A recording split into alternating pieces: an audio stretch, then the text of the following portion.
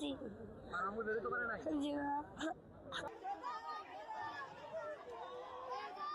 পদ্মা নদীর বুকে ঘটে যাওয়া মর্মান্তিক বাস দুর্ঘটনায় উঠে এসেছে এক হৃদয় বিদারক গল্প, একজন মায়ের শেষ ত্যাগ আর এক শিশুর বেঁচে ফেরার বেদনার ইতিহাস।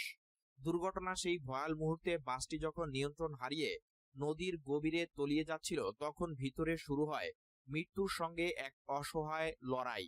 চারদিকে পানি ঢুকে পড়ছিল দ্রুত, যাত্রীরা দম নিতে হিমশিম খাচ্ছিলেন।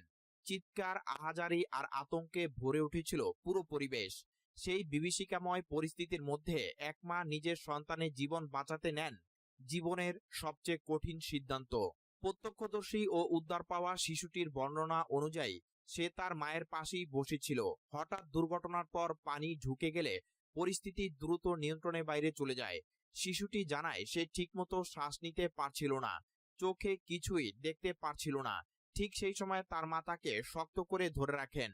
কিন্তু যখন পানি আরো উপরে উঠে যায় এবং বেঁচে থাকার সম্ভাবনা ক্ষীণ হয়ে পড়ে, তখন মা নিজের সন্তানের দিকে তাকিয়ে শেষ সিদ্ধান্ত নেন।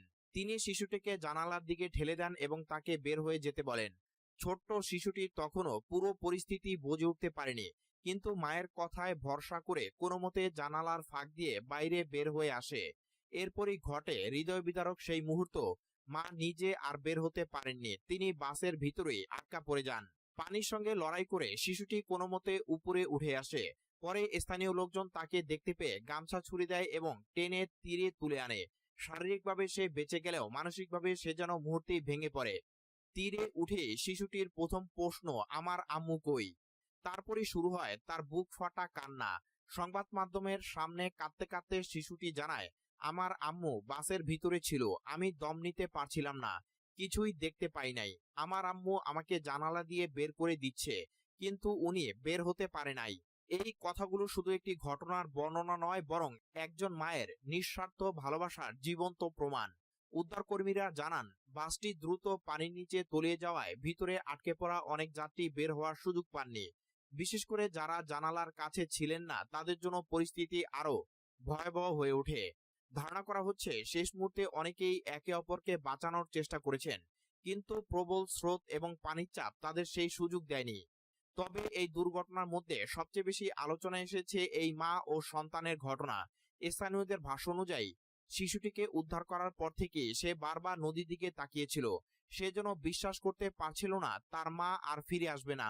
বিশেষজ্ঞরা বলছেন, এমন ভয়াবহ অভিজ্ঞতা একটি শিশুর মনে গভীর মানসিক ক্ষত তৈরি করতে পারে, যা দীর্ঘদিন তাকে তাড়া করে বেড়াবে। এই বয়সে নিজের চোখের সামনে মাকে হারানোর স্মৃতি সহজে মুছে যাওয়ার নয়। এই ঘটনাটি আবারও প্রমাণ করে মায়ের ভালোবাসার তুলনা পৃথিবীতে আর কিছু দিয়ে হয় না। নিজের জীবন বিপন্ন জেনেও একজন মা সন্তানের জীবন বাঁচাতে দ্বিধা করেন না। বর্তমানে উদ্ধার অভিযান অব্যাহত রয়েছে, তবে জীবিত উদ্ধারের আশা ক্রমেই ক্ষীণ হয়ে আসছে। নিখোঁজদের স্বজনরা নদীর পাড়ে অপেক্ষা করছেন, কেউ প্রিয়জনকে ফিরে পাওয়ার আশায়, কেউ অন্তত শেষবারের মতো দেখতে চেয়ে। এদিকে শিশুটি এখন স্বজনদের কাছে রয়েছে, তবে তার মুখে একটাই কথা, আমার আম্মু আসবে। কিন্তু বাস্তবতা নির্মম। এই ঘটনা শুধু একটি দুর্ঘটনা নয়, এটি এক মায়ের শেষ ভালোবাসার গল্প। তিনি নিজের জীবন দিয়ে সন্তানের জীবন রক্ষা করেছেন। শেষ পর্যন্ত বলা যায় সেই মা হয়তো আর নেই, কিন্তু তার ত্যাগ চিরদিন বেঁচে থাকবে তার সন্তানের প্রতিটি নিঃশ্বাসে, প্রতিটি জীবনে।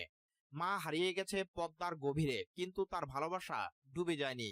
শহীদ শরীফ ওসমান বিন হাদি হত্যা মামলায় ভারতে গ্রেফতার ৩ জন আসামিকে দেশে ফিরিয়ে আনতে বাংলাদেশ সরকার আনুষ্ঠানিক অনুরোধপত্র পাঠিয়েছে।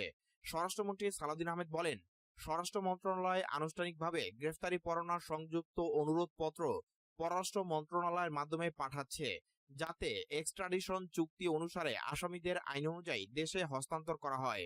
স্বরাষ্ট্রমন্ত্রী এই তথ্য জানান মহান স্বাধীনতা ও জাতীয় দিবস উপলক্ষে বৃহস্পতিবার সকাল ৭টায় রাজারবাগ পুলিশ লাইন্স পুলিশ স্মৃতিসৌধে শ্রদ্ধা নিবেদন শেষে।